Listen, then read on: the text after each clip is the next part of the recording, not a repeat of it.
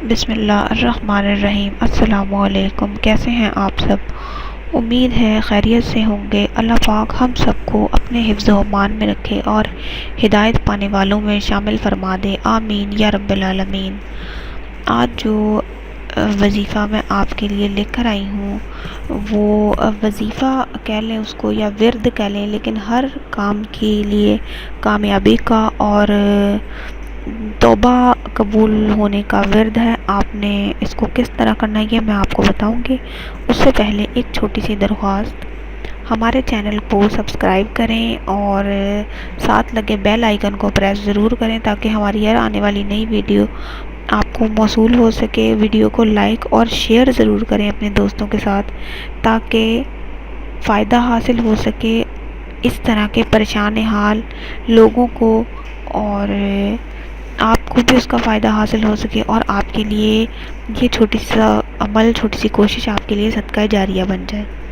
آپ نے عمل جو ہے وہ ورد کچھ اس طرح کرنا ہے۔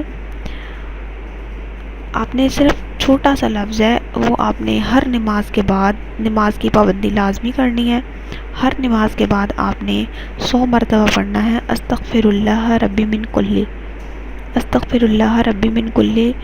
اس کا فائدہ یہ ہوگا کہ اللہ تعالیٰ جانے انجانے میں ہوئے تمام گناہ کو، روز جو ہم سے جانے میں انجانے میں کوتاہی گناہ ہو جاتے ہیں، اللہ تعالیٰ اس کو معاف فرما دے گا اور ہمارا دل اور زبان پاک ہو جائے گی۔ اس کے بعد ہم جو بھی دعا مانگیں گے وہ قبول ہوگی۔ استغفر اللہ پڑھنے کے اور بھی بے شمار فوائد ہیں۔ آپ پر پریشانی اول تو آتی ہی نہیں ہے، جب آپ استغفر اللہ کو اپنی روٹین میں، ورد میں شامل کر لیتے ہیں، اس کا روزانہ ذکر کرتے ہیں، آپ کی لائف میں کوئی پریشانی نہیں آتی، اور اگر آتی بھی ہے تو اس کی برکت سے آپ خود حیران ہوتے ہیں کہ وہ پریشانی کس طرح دور ہو گئی ہے۔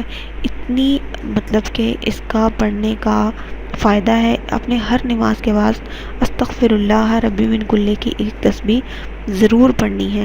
بے حد کارآمد اور مفید اور مجرب ہے، عمل کر کے دیکھیں، دعاؤں میں یاد رکھیے گا۔ ابھی ویڈیو پیغام میں یہیں ختم کروں گی، اگلے ویڈیو کے ساتھ حاصل ہوں گی، تب تک کے لیے اللہ حافظ۔